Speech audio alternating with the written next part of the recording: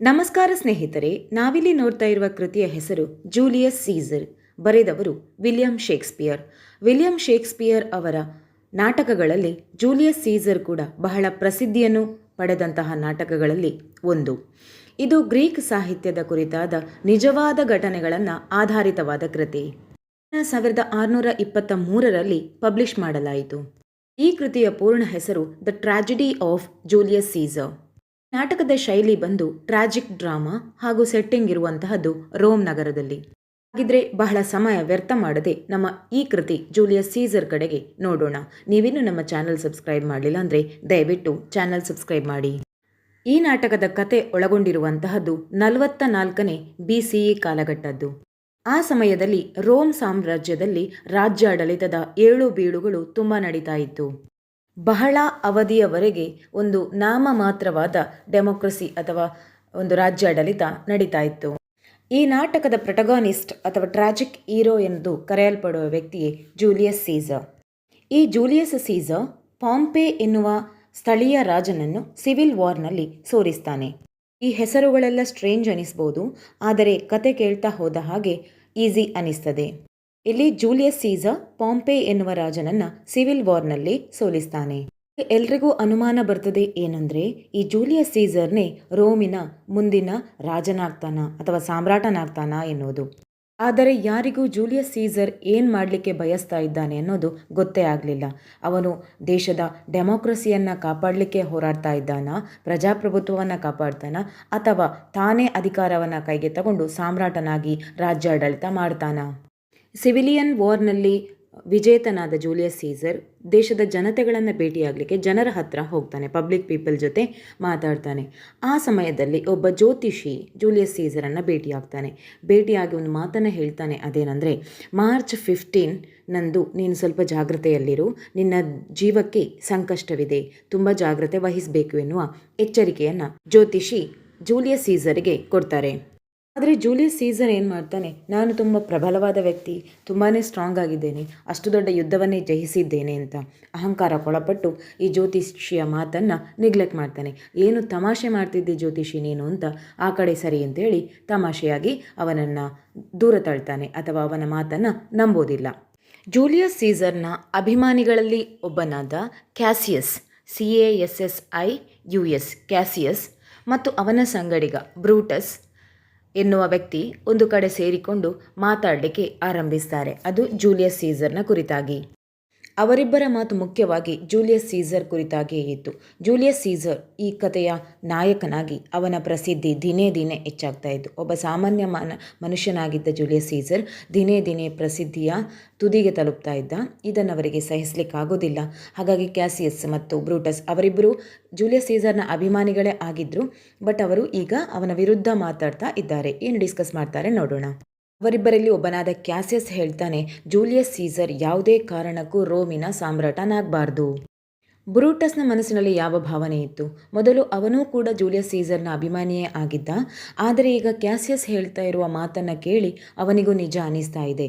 Julius Caesar ದಿನೇ ದಿನೇ ಬೆಳವಣಿಗೆ ಶಿಖರವನ್ನು ತಲುಪ್ತಾ ಇದ್ದಾನೆ, ಅವನು ಯಾವುದೇ ಕಾರಣಕ್ಕೂ ರೋಮಿನ ರಾಜನಾಗಬಾರ್ದು ಅನ್ನೋದನ್ನು ಬ್ರೂಟಸ್ ಕೂಡ ಒಪ್ಪಿಕೊಳ್ತಾನೆ.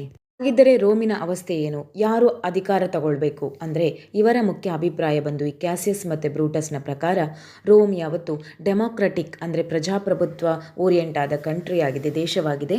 ಅದು ಬರೀ ಡೆಮೋಕ್ರೆಟಿಕ್ ಕಂಟ್ರಿಯಾಗಿಯೇ ಉಳಿಬೇಕು, ಬದಲಾಗಿ ಯಾವುದೇ ರಾಜನ ಆಡಳಿತಕ್ಕೆ ಒಳಪಡಬಾರ್ದು ಅನ್ನೋದು ಕ್ಯಾಸಿಯಸ್ ಮತ್ತು ಬ್ರೂಟಸ್ನ ಒಪಿನಿಯನ್ ಆಗಿತ್ತು.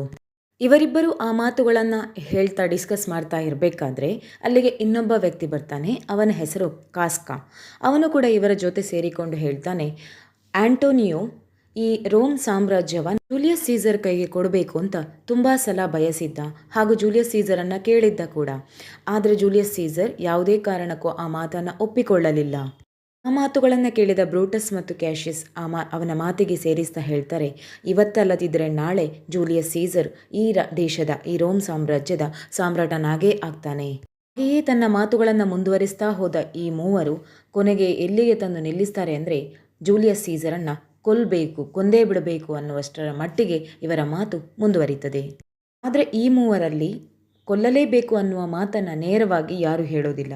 ಆದರೆ ಅವರ ಇಂಡೈರೆಕ್ಟ್ ಅಜೆಂಡಾ ಅದೇ ಆಗಿತ್ತು. ಕ್ಯಾಸಿಯಸ್ ಮನಸ್ಸಲ್ಲೇ ಯೋಚನೆ ಮಾಡ್ತಾನೆ, ನಾನು ಬ್ರೂಟಸ್ನ ಸಹಾಯವನ್ನು ತಗೊಂಡು ಈ ಜೂಲಿಯಸ್ ಸೀಸರ್ನ ಕಥೆಯನ್ನು ಮುಗಿಸ್ತೇನೆ. ಯಾಕಂದರೆ ಬ್ರೂಟಸ್ಸಿಗೆ ರೋಮನ್ ಜನರ ಸಹಾಯ ಅಥವಾ ಅನುಕಂಪ ತುಂಬ ಇತ್ತು. ಈಗ ಕ್ಯಾಶಿಯಸ್ ಬ್ರೂಟಸ್ಸನ್ನು ತನ್ನ ಕಡೆಗೆ ಮಾಡೋದಕ್ಕಾಗಿ ಒಂದು ಪ್ಲ್ಯಾನ್ ಮಾಡ್ತಾನೆ. ಅದೇನೆಂದರೆ ಒಂದು ಪತ್ರವನ್ನು ರೆಡಿ ಮಾಡ್ತಾನೆ. ಆ ಪತ್ರದಲ್ಲಿ ಏನು ಬರೀತಾನಂದರೆ, ರೋಮಿನ ಎಲ್ಲ ಜನರಿಗೂ ಜೂಲಿಯಸ್ ಸೀಸರ್ನ ಕುರಿತಾಗಿ ಒಂದು ಭಯ ಇದೆ ಅಥವಾ ಒಂದು ಆತಂಕದ ಮನೋಭಾವವಿದೆ ಎನ್ನುವ ಹಾಗೆ ಒಂದು ಪತ್ರವನ್ನು ರೆಡಿ ಮಾಡ್ತಾನೆ.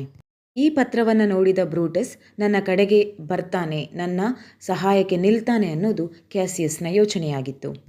ಆ ರಾತ್ರಿ ತುಂಬ ಭಯಾನಕವಾಗಿತ್ತು. ಒಂದು ರೀತಿಯ ಚಂಡಮಾರುತದ ಅನುಭವ ಎಲ್ಲರಿಗೂ ಆಗ್ತಾ ಇತ್ತು. ಕ್ಯಾಶಿಯಸ್ ಮತ್ತು ಕಾಸ್ಕಾ ಜೂಲಿಯಸ್ ಸೀಸರ್ನ ಅಪೋಸಿಟ್ ಆಗಿರುವ ಜನಗಳ ಗುಂಪನ್ನು ರೆಡಿ ಮಾಡ್ತಾ ಇದ್ರು. ಅವರಿಬ್ಬರು ತನ್ನ ಪೂರ್ಣ ಟೀಮಿನೊಂದಿಗೆ ಬ್ರೂಟಸ್ನ ಮನೆಗೆ ಹೋಗ್ತಾರೆ. ಬ್ರೂಟಸನ್ನು ಇವರಿಬ್ಬರು ತಮ್ಮ ಕಡೆಗೆ ನಿಲ್ಲಬೇಕು ಅಂತೇಳಿ ಒತ್ತಾಯ ಮಾಡ್ತಾರೆ. ಅದನ್ನು ಕೇಳಿದ ಬ್ರೂಟಸ್ಸಿಗೆ ಇಡೀ ರಾತ್ರಿ ನಿದ್ದೆಯೇ ಬರೋದಿಲ್ಲ. ಈ ಬ್ರೂಟಸ್ಸಿಗೆ ಯಾಕೆ ನಿದ್ದೆ ಬರಲಿಲ್ಲ ಅಂದರೆ ಅವನ ತಲೆಯಲ್ಲಿದ್ದದ್ದು ಪ್ರಶ್ನೆ ಒಂದೇ, ಈ ಜೂಲಿಯಸ್ ಸೀಸರ್ ರೋಮಿನ ಡೆಮೊಕ್ರಾಟಿಕ್ ರಕ್ಷಕನಾಗ್ತಾನ ಅಥವಾ ತಾನೇ ಸಾಮ್ರಾಟನಾಗ್ತಾನ? ಎಲ್ಲ ರೀತಿಯ ಯೋಚನೆಗಳನ್ನು ಮಾಡಿದಂತಹ ಬ್ರೂಟಸ್ನ ತಲೆಯಲ್ಲಿ ಕೊನೆಗೆ ಒಂದೇ ತೀರ್ಮಾನ ಬರ್ತದೆ, ಅದಂದರೆ ಜೂಲಿಯಸ್ ಸೀಸರನ್ನು ಕೊಲ್ಲಲೇಬೇಕು. ಹಾಗಾಗಿ ಅವನು ಕ್ಯಾಶಿಯಸ್ ಮತ್ತು ಕಾಸ್ಕನ ಜೊತೆಗೆ ಸೇರಲು ನಿರ್ಧಾರ ಮಾಡ್ತಾನೆ. ಈ ಮೂವರು ನಿರ್ಧಾರ ಮಾಡ್ತಾರೆ ಏನಂದರೆ, ಮರುದಿನ ಬೆಳಿಗ್ಗೆ ಜೂಲಿಯಸ್ ಸೀಸರ್ ಕ್ಯಾಪಿಟಲ್ನಲ್ಲಿ ಅಂದರೆ ರಾಜಧಾನಿಗೆ ಎಂಟರ್ ಆಗ್ತಾನೆ, ಆಗ ಅವನನ್ನಲ್ಲಿ ಕೊಲೆ ಮಾಡೋಣ ಎಂದು. ಕ್ಯಾಸಿಯಸ್ಸಿಗೆ ಆ್ಯಂಟನಿಯನ್ನು ಕೊಲ್ಲಬೇಕು ಎನ್ನುವ ಯೋಚನೆ ಕೂಡ ಇತ್ತು. ಆ್ಯಂಟನಿ ಈ ನಾಟಕದಲ್ಲಿ ಬರುವ ಮುಖ್ಯ ಪಾತ್ರಗಳಲ್ಲಿ ಒಂದು. ಬ್ರೂಟಸ್ ಕೊನೆಗೆ ತಾನು ಜೂಲಿಯಸ್ ಸೀಸರನ್ನು ಕೊಲ್ಲುವುದಾಗಿ ಒಪ್ಪಿಕೊಳ್ತಾನೆ. ಬ್ರೂಟಸ್ ಹಾಗೆಂದು ನಿರ್ಧಾರ ಮಾಡಿದ ನಂತರ ಎಲ್ಲರೂ ಅವರವರ ಮನೆಗೆ ರಿಟರ್ನ್ ಹೋಗ್ತಾರೆ. ಈಗ ಬ್ರೂಟಸ್ನ ಹತ್ರ ಅವನ ಹೆಂಡತಿ ಪೋರ್ಷಿಯಾ ಬರ್ತಾಳೆ. ಪೋರ್ಷಿಯಾ ಬ್ರೂಟಸ್ನ ಹತ್ರ ಬಂದವಳೆ ಕೇಳ್ತಾಳೆ, ನಿಮ್ಮ ಎಲ್ಲರ ಮಧ್ಯದಲ್ಲಿ ಏನು ನಡೀತಾ ಇದೆ, ಏನು ಪ್ಲಾನಿಂಗ್ ಮಾಡ್ತಾ ಇದ್ದೀರಾ, ಏನು ಮಾಡಬೇಕು ಅಂತ ಯೋಚನೆ ಮಾಡ್ತಾ ಇದ್ದೀರಾ ಅಂತೆಲ್ಲ ಪ್ರಶ್ನೆಗಳನ್ನೇ ಕೇಳ್ತಾ ಹೋಗ್ತಾಳೆ. ಇದಕ್ಕೆ ಬ್ರೂಟಸ್ ಏನು ಉತ್ತರ ಕೊಡೋದಕ್ಕೆ ಹೋಗೋದಿಲ್ಲ. ಅವನೇನು ನಡೀಲಿಲ್ಲ, ಏನೂ ಪ್ಲ್ಯಾನ್ ಮಾಡಲಿಲ್ಲ ಅಂತ ಹೇಳ್ತಾನೆ. ಆದರೆ ಪೋರ್ಷಿಯಾ ಅದಕ್ಕೆ ಒಪ್ಪದೆ ಒಂದು ಚಾಕು ತಗೊಂಡು ಬಂದು ತಾನು ಚುಚ್ಕೊಳ್ತೇನೆ ಅಂತ ಹೇಳ್ತಾಳೆ. ನಾವು ನಿನ್ನ ಹೆಂಡತಿಗೆ ನೀನು ಸುಳ್ಳು ಹೇಳ್ತಾ ಇದೆಯಲ್ಲ, ಏನೋ ವಿಷಯ ಮುಚ್ಚಿಡ್ತಾ ಇದೆಯಲ್ಲ, ನಾನು ನನಗೆ ಚುಚ್ಚಿಕೊಳ್ತೇನೆ ಅಂತ. ಅಷ್ಟೊತ್ತಿಗೆ ಬ್ರೂಟಸ್ ಇದ್ದ ವಿಷಯವನ್ನೆಲ್ಲ ಹೇಳಿಬಿಡ್ತಾನೆ. ರಾತ್ರಿ ಕಳೆದು ಬೆಳಗಾಗತ್ತೆ. ಆ ದಿವಸ ತುಂಬ ಕೆಟ್ಟ ಬೆಳಗು ಅಂತ ಕವಿ ಹೇಳ್ತಾರೆ.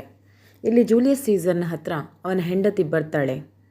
ಬಂದು ಹೇಳ್ತಾಳೆ ಏನಂದರೆ, ಈ ದಿವಸ ನೀವು ಮನೆಯಿಂದ ಎಲ್ಲೂ ಹೊರ ಹೋಗಬಾರ್ದು, ನನಗೆ ತುಂಬ ಕೆಟ್ಟ ಕನಸು ನೆನ್ನೆ ರಾತ್ರಿ ಬಿದ್ದಿತ್ತು, ಹಾಗಾಗಿ ನೀವು ಎಲ್ಲಿಗೂ ಹೊರಟು ಹೋಗಬಾರ್ದು, ಮನೆಯಲ್ಲೇ ಇರಬೇಕು, ತುಂಬ ಜಾಗ್ರತೆಯಲ್ಲಿರಬೇಕು ಅಂತ ಹೆಂಡತಿ ಹೇಳ್ತಾಳೆ. ಈ ದಿನ ನಿಮ್ಮ ಜೀವಕ್ಕೆ ಸಂಕಷ್ಟ ಇದೆ, ಹಾಗಾಗಿ ಮನೆಯಿಂದ ಹೊರಗೆಲ್ಲೂ ಹೋಗಬೇಡಿ ಅಂತ ಹೇಳ್ತಾಳೆ. ಅವಳ ಮಾತನ್ನು ಕೇಳಿದ ಜೂಲಿಯಸ್ ಸೀಸರ್ಗೆ ಜೋರು ನಗು ಬರ್ತದೆ. ನಗರ್ತಾ ಹೇಳ್ತಾನೆ, ಏನು ತಮಾಷೆ ಮಾಡ್ತಾ ಇದೆಯಾ ನೀನು ಎಂದು. ಆದರೂ ಅವನ ಹೆಂಡತಿ ಒಪ್ಪದೆ ಅವನ ಕಾಲಿನ ಮೇಲೆ ಬಿದ್ದು ಕೇಳ್ಕೊಳ್ತಾಳೆ, ಈ ದಿವಸ ನನಗೋಸ್ಕರ ಮನೆಯಿಂದ ಎಲ್ಲೂ ಹೊರ ಹೋಗಬೇಡಿ, ಇಲ್ಲೇ ಇರಿ, ಸುರಕ್ಷಿತವಾಗಿರಿ ಎಂದು. ಆಗ ಅಲ್ಲಿಗೆ ಡಿಶಿಯಸ್ ಎನ್ನುವ ಒಬ್ಬ ವ್ಯಕ್ತಿ ಬರ್ತಾನೆ. ಅವನು ಕೂಡ ಇವನ ಜೂಲಿಯಸ್ ಸೀಸರನ್ನು ಕೊಲ್ಲುವ ಪ್ಲ್ಯಾನ್ ಯಾರೆಲ್ಲ ಮಾಡಿದ್ರು ಅವರಲ್ಲಿ ಇವ ಕೂಡ ಒಬ್ಬನಾಗಿದ್ದ. ಬಂದವನೇ ಸೀಸರ್ನ ಹತ್ರ ಹೊರ ಹೋಗೋಣ ನಡಿ ಅಂತ ಹೇಳ್ತಾನೆ. ಆದರೆ ಜೂಲಿಯಸ್ ಸೀಸರ್ ಇಲ್ಲ, ನನ್ನ ಹೆಂಡತಿ ಬಿಡ್ತಾ ಇಲ್ಲ, ನಾನು ಬರುವುದಿಲ್ಲ ಅಂತ ಹೇಳ್ತಾನೆ. ಅದನ್ನು ಕೇಳಿದ ಡೇಸಿಯಸ್ ಹೇಳ್ತಾನೆ, ಊರಿನ ಜನರೆಲ್ಲ, ನಿನ್ನ ಅಭಿಮಾನಿ ಜನಗಳು ಯಾರಿದ್ದಾರೆ ಎಲ್ಲರೂ ನಗಾಡ್ತಾರೆ, ನೀನು ನಿನ್ನ ಹೆಂಡತಿಯ ಮಾತನ್ನು ಕೇಳಿ ಭಯಗೊಂಡು ಮನೆಯಲ್ಲಿ ಕೂತಿದ್ದಿ ಎಂದು. ಯಾಕೆ ನೀನು ಹೇಡಿಯ ಹಾಗೆ ಮನೆಯಲ್ಲಿ ಕೂತ್ಕೊಳ್ತಿ ಅಂತ ಹೇಳ್ತಾನೆ. ಅಷ್ಟೊತ್ತಿಗೆ ಜೂಲಿಯಸ್ ಸೀಸರಿಗೆ ಕೋಪ ಬಂದು ಮನೆಯಿಂದ ಹೊರಟು ಬಿಡ್ತಾನೆ. ಸೀಸರ್ ಯಾವಾಗ ಕ್ಯಾಪಿಟಲ್ಗೆ ಎಂಟ್ರಿ ಆಗ್ತಾನೆ ಅಷ್ಟೊತ್ತಿಗೆ ಅವರೆಲ್ಲ ಸೇರಿಕೊಂಡು ಕೊಂದೇ ಬಿಡ್ತಾರೆ. ಜೂಲಿಯಸ್ ಸೀಸರ್ ಸಾಯ್ತಾ ಇರಬೇಕಾದ್ರೆ ಗಮನಿಸ್ತಾನೆ, ನನ್ನನ್ನು ಕೊಂದ ಜನರಲ್ಲಿ ಬ್ರೂಟಸ್ ಕೂಡ ಇದ್ದಾನೆ. ಬ್ರೂಟಸ್ ತುಂಬ ಒಳ್ಳೆಯ ವ್ಯಕ್ತಿಯಾಗಿದ್ದ. ಅಷ್ಟು ಒಳ್ಳೆಯ ವ್ಯಕ್ತಿ ನನ್ನನ್ನು ಕೊಲ್ಲುವಂತಹ ಜನಗಳೊಂದಿಗೆ ಸೇರಿಕೊಂಡು ಆ ಸಂಚಿನಲ್ಲಿ ಪಾಲ್ಗೊಂಡು ನನ್ನನ್ನು ಕೊಂದೇ ಬಿಟ್ಟ ಅಲ್ವಾ ಅಂತ. ಇನ್ನೇನು ತನ್ನ ಕೊನೆಯ ಉಸಿರನ್ನು ಎಳಿತಾ ಇರಬೇಕಾದ್ರೆ ಅವನ ಬಾಯಿಯಿಂದ ಬಂದ ಒಂದೇ ಶಬ್ದ ಅಂದರೆ ಏ ಟು ಬ್ರೂಟೆ. ಆ ಮಾತನ್ನು ಹೇಳ್ತಾನೆ ಅವನು ಕೊನೆ ಉಸಿರನ್ನು ಎಳಿತಾನೆ. ಎಲ್ಲವನ್ನ ನೋಡ್ತಾ ಇದ್ದ ಸುತ್ತಮುತ್ತ ಇದ್ದ ಜನರು ಆಶ್ಚರ್ಯಚಕಿತರಾಗ್ತಾರೆ. ಏನು ನಡೀತಾ ಇದೆ, ಅವರಿಗೆ ಏನು ಮಾಡಬೇಕು ಅಂತ ಗೊತ್ತಾಗೋದಿಲ್ಲ. ಯಾಕಂದರೆ ನಾವು ರಾಜನ ಹಾಗೆ ನೋಡಿದಂತಹ ವ್ಯಕ್ತಿ ಈಗ ಅವನನ್ನು ಕೊಲ್ಲಲಾಗಿದೆ, ಏನು ಮಾಡೋದು? ಅವರು ಮಾತ್ರ ಅಲ್ಲದೆ ಕೊಂದಂತಹ ಬ್ರೂಟಸ್ ಮತ್ತು ಕ್ಯಾಶಿಯಸ್ ಕೂಡ ತುಂಬ ಕನ್ಫ್ಯೂಷನ್ ಆಗಿದ್ದರು. ಇದನ್ನು ಈ ಸುತ್ತ ನೆರೆದಂತಹ ಜನ ಪಬ್ಲಿಕ್ ಹೇಗೆ ತಗೊಳ್ತದೆ, ಅವರು ವಿರೋಧವಾಗಿ ತಗೊಳ್ತಾರಾ ಅಥವಾ ಈ ಕೊಲೆಯ ಪರವಾಗಿ ನಿಲ್ತಾರಾ ಅನ್ನೋ ಕ್ವೆಶ್ಚನ್ ಮಾರ್ಕ್ ಈ ಕೊಲೆ ಮಾಡಿದ ಹಂತಕರ ತಲೆಯಲ್ಲೂ ಇತ್ತು. ಸಮಯಕ್ಕೆ ಸರಿಯಾಗಿ ಅಲ್ಲಿಗೆ ಆ್ಯಂಟೋನಿ ಬರ್ತಾನೆ. ಆ್ಯಂಟೋನಿ ಹತ್ರ ಕ್ಯಾಶಿಯಸ್ ಹೇಳ್ತಾನೆ, ನಾವು ಏನು ಮಾಡಿದ್ದೇವೆ ಆ ಕೆಲಸವನ್ನು ಸರಿಯಾಗಿ ಮಾಡಿದ್ದೇವೆ, ಈ ಕೊಲೆ ಮಾಡಿದ್ದೇವೆ ಅನ್ನುವ ಪಾಪ ನಮ್ಮಲ್ಲಿಲ್ಲ, ಇದು ನಿಜವಾಗಿ ನಾವು ಮಾಡಬೇಕಾದ ಒಳ್ಳೆ ಕೆಲಸವೇ. ಈಗ ಅದನ್ನು ಕೇಳಿದ ಆ್ಯಂಟನಿ ಹೇಳ್ತಾನೆ, ಹೌದು ನೀವು ಮಾಡುವ ಕೆಲಸವೇನೋ ಮಾಡಿದ್ದೀರಿ, ಆದರೆ ಈಗ ಜನರಲ್ಲಿ ಶಾಂತಿಯನ್ನು ನೆಲೆಸಬೇಕಾಗಿದೆ, ಶಾಂತಿಯನ್ನು ಸೃಷ್ಟಿ ಮಾಡಬೇಕಾಗಿದೆ. ನಂತರ ಎಲ್ಲ ಮರ್ಡರರ್ಸ್ ಪಬ್ಲಿಕ್ನ ಎದುರು ಬರ್ತಾರೆ. ಬ್ರೂಟಸ್ ಬಂದು ಒಂದು ಸಣ್ಣ ಸ್ಪೀಚ್ ಮಾಡ್ತಾನೆ. ಪಬ್ಲಿಕ್ಗೆ ಹೇಳ್ತಾನೆ, ನಾನು ಯಾವ ಕೆಲಸವನ್ನು ಮಾಡಿದ್ದೇನೆ ಅದನ್ನು ಸರಿಯಾಗಿಯೇ ಮಾಡಿದ್ದೇನೆ.